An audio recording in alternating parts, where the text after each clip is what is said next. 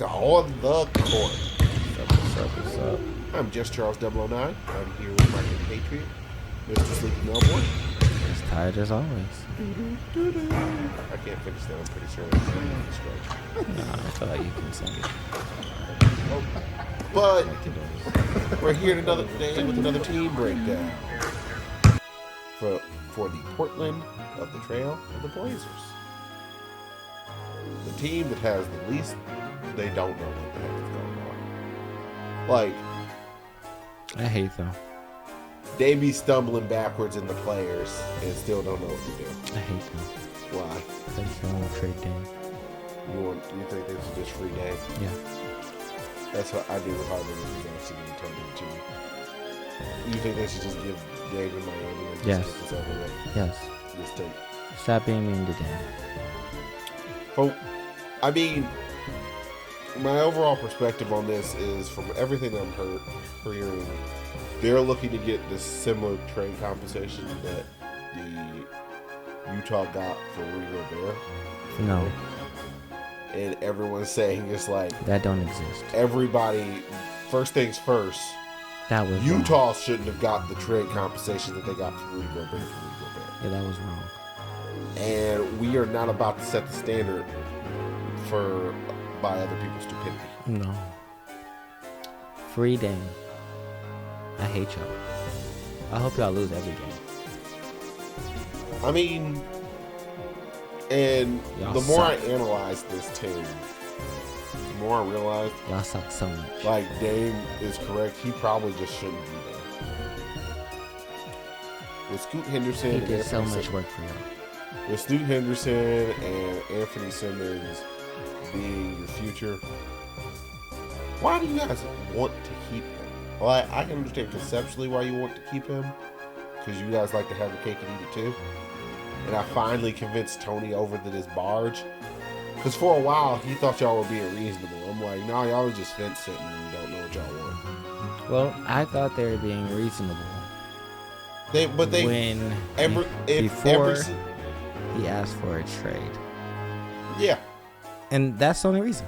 You're being reasonable. You can fence sit as long as he's comfortable with fence sitting. If everybody is fence sitting, cool. well, yeah, I'm it's not just a upset fence with sitter. that. Yeah, that's what y'all do. That's what y'all comfortable at. I like Dame, and so if Dame wants to be here, then I'm with Dame being there. But as soon That's as cool. Dame said, hey, y'all said y'all were going to do one thing, and y'all did another, I want to leave. Let You him guys go. are continuously telling me that you guys are going to build a team. You guys were supposed to trade the second pick in the draft. You guys didn't because you guys wanted to pick. I don't want to be here. Because honestly, in y'all position isn't even that unreasonable. You guys are the second pick in the 3-player draft. So that means you're getting one of the good ones. And based on Summer League, you got one of the good ones. I don't understand why y'all want to let him go. So based on this, like you could, there are places that have like a bajillion picks. Particular, like You know the Pelicans. who they could get? This is something that I think, not to bring up the Bucks again or whatever, but if they trade with Miami for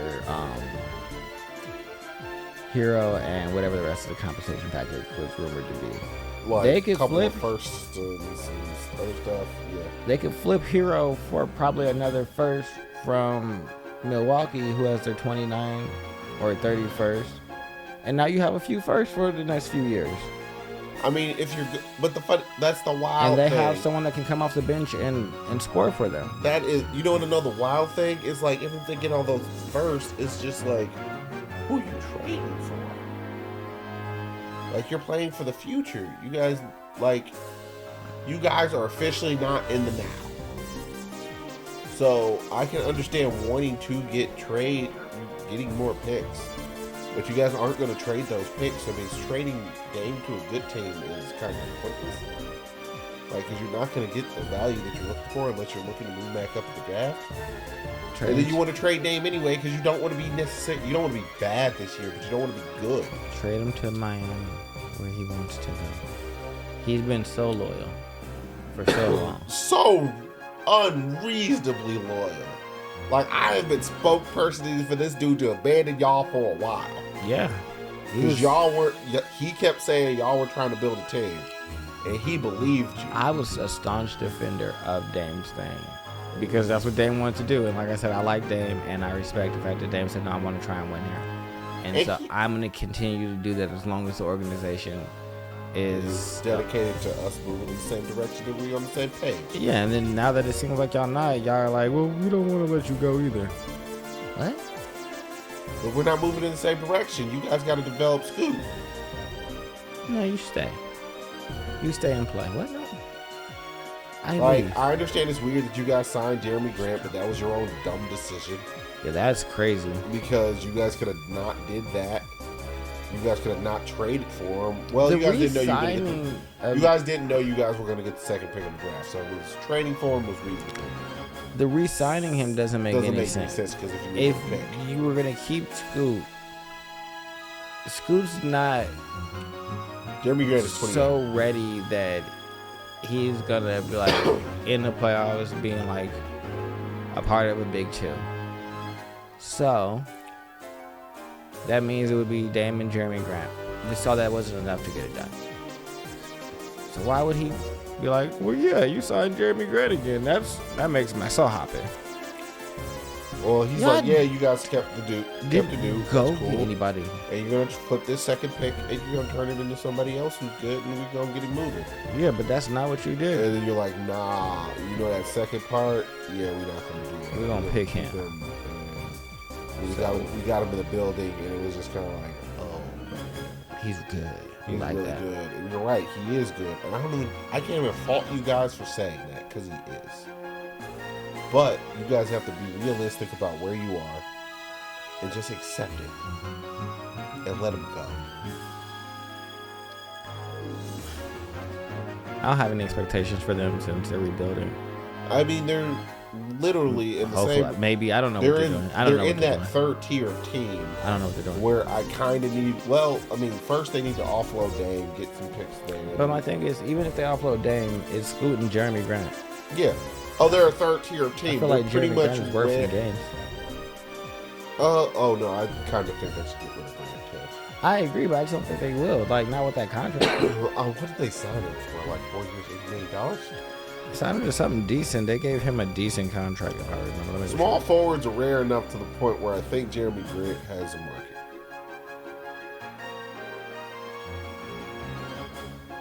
Like, if it was a different position. A 5-year, $160 million contract with the Trailblazers included $160 million guaranteed and an annual average salary of $32 million. In 2023-24, Grant will earn a base salary of $27.5 while carrying a cap hit of $27.5. If it was a 4-year 80 that I thought it was, yeah, it's like no, I'm pretty sure he got the bag. That is entirely too reasonable, Charles. Yeah, you would have no problem really trading that. Yeah, that's why I was like, no, he got the bag. I'm pretty sure. $32 million. Oh well. Yeah, they paid him like a max player. You're gonna be here. Yeah, that's what. So I don't understand. I mean, are you in the top 10 of small forwards in the league? Probably. Is that really a difficult ask because small forwards are inherently rare? No. But you being on this, I guess, like, I don't understand what they're doing. I just am so confused. Fence sitting, like they have the entire time. Like, you know who probably needs to be fired? Whatever GM is running this show. That's fair. Because I feel like he hasn't. This entire time he wasted all of Dame's career, all of it. Yeah. Like, I don't know if they've had the same GM this entire time, but whoever executed this offense, it's been off season. It's not good. Yeah. What just has not. It hasn't worked.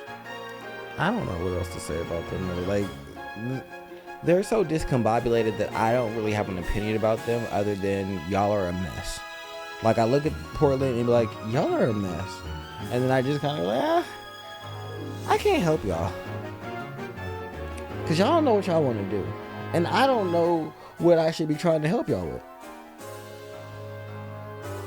Because signing Jeremy Grant would signal to me that y'all are trying to make a push for the rest of Dame's career. Exactly.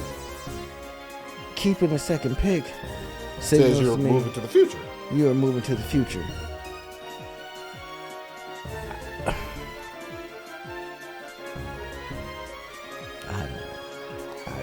I don't have Yeah. I'm just trying to figure out what the heck this is. I'm trying to figure out who's responsible for this. Oh, the Blazers GM? Yes. Because I don't know how I didn't. Because this is the person who's really. Like, I kind of feel bad for Chauncey Billups. It's Joe Cronin. How long has he been the GM? He was named on May 9th, 2022. Oh, he ain't even been there that long? Yeah, he just got there. Damn. Yeah. He leads all aspects of the team's basketball, overseeing operations. He was serving as interim capacity since 21. But yeah, so he was the assistant general manager. And 21. But he's been there because like in 2014 he was the director of player personnel. Oh, so he was a part of fumbling the bag to begin with. Yeah, he's been a part of the organization. What? I don't know why you guys kept this dude around there. Yeah, they've all been. They all are trash. It's a whole collective. So, like, really. But you guys fumbled your way backwards into some reasonable players. And Anthony Simmons and Scoot Henderson. Their old general manager was Neil O'Shea. He was a GM from 2012 to 2021. That's the person who messed up all of Damian Lillard's career.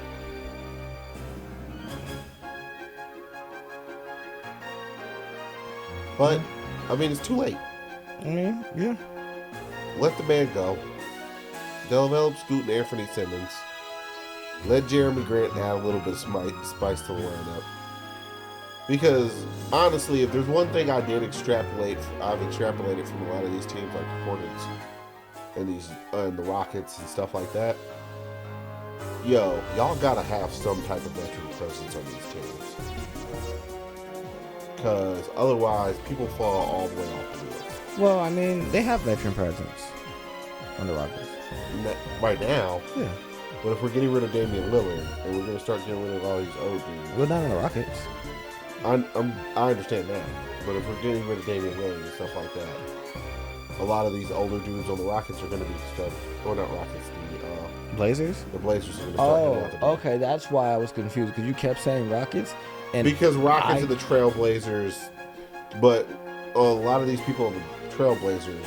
If we're getting rid of if we get rid of a lot of seniority, you guys got to keep some old heads that means you know how the organization. Oh, they got one, Jeremy Grant. 5 Exactly. years. So maybe it's a good thing they paid me money. Because when Scoot and Anthony should start hitting their stride and being about 25, they'll be leaving. We're all good. Just don't end up like the Rockets. Or, if you really want to think about it, the Hornets. Because the Hornets have a similar problem. Because, I mean, I would say Gordon Hayward is a veteran guiding presence, but they ain't listening. They probably look at him and say, I mean, people would say, "Don't be you like look like a paintbrush." don't be like the Grizzlies." Well, they got Marcus Smart in there now. Yeah, a completely young team that was just It's out just here like- doing whatever. Job about to be like, "Hey, this is my team." You're right, it is. I come from the real hood, y'all. I ain't go to no private school. What you gonna do about it? I'm gonna go get back. It's just like, I'm sorry, I roll like Gilbert. I already got it. That'd be terrible. I need them not to be doing that in the locker room. I need them both to be happy. And don't be hitting on Ja because I like Ja more than I like Marcus Smart. Ja, I mean, there's a reason why Marcus Smart is gonna be up there. Ja's one of my preferred players right now. He's gonna be getting caught up inside a headlock. Him, Jimmy. Who else I like? I like Bam. I really like Bam. It's really weird that you like a lot of these hard-nosed players and then you also like Ja. Who is definitely not that. Not at all. Like you like all these Mamba mentality as players that I'm trying to be my best self every single day. And then there's Ja Morant. I like Ja because Ja just came out of nowhere. Ja did not come out of nowhere. That's not true. I knew Ja Morant was gonna be good. But when everyone else was dumb. Like everyone fair. else that was talking like Ja Morant shouldn't have been the second pick inside of that draft, they were wrong. They're dumb. If they gave you that basketball, if they talked about basketball and told you that, you should never listen to them ever again. But yeah, no, I just like the fact that like everybody was like, oh, this guy from this unknown school is just doing absolutely true. Like the reason why I went to the school that he went to is a cool story.